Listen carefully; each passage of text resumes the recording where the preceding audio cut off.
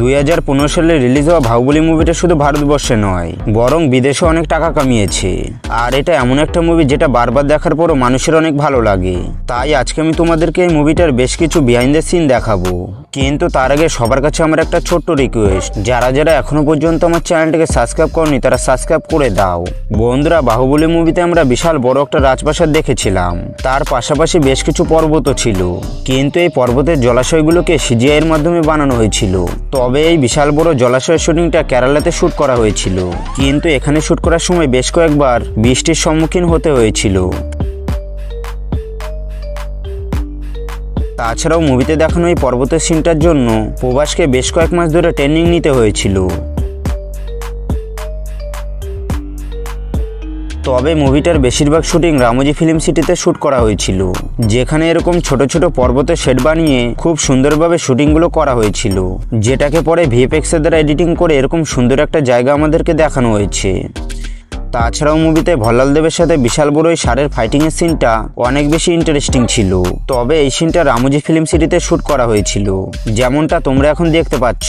চারিদিকে প্রচুর পরিমাণে গ্রিন স্ক্রিন লাগানো হয়েছে, আর এখানে থাকা সেটার মধ্যে প্রচুর পরিমাণে ধুলোবালি ছড়িয়ে দেওয়া হয়েছে।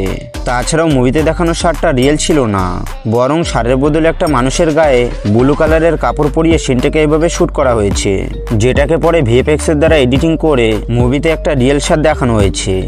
তাছাড়াও বাহুবলী মুভির যুদ্ধের সিনগুলো তো অনেক সুন্দর ছিল। তবে এই মুভিটার কোরিওগ্রাফার ছিল পিটার এন, যিনি রোবট এবং আই মুভির মতন ব্লকবাস্টার মুভিগুলোতে অ্যাকশন ডাইরেক্টর হিসেবে কাজ করেছেন। তবে এই মুভিতে ছোট বড় সমস্ত অ্যাক্টররা অ্যাকশন সিনগুলো খুব ভালোভাবে প্র্যাকটিস করেছিল, যেটা তোমরা এখন এই ভিডিওটার মধ্যে দেখতে পাচ্ছ।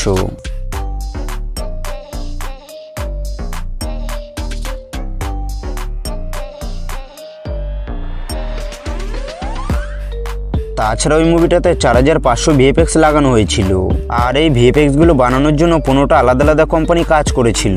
তবে এটা ছিল শুধু মুভির ভিএফএক্স, কিন্তু মুভির ভিতরে দেখানো গ্রাফিক্স গুলো খুব সুন্দরভাবে ডিজাইন করা হয়েছিল।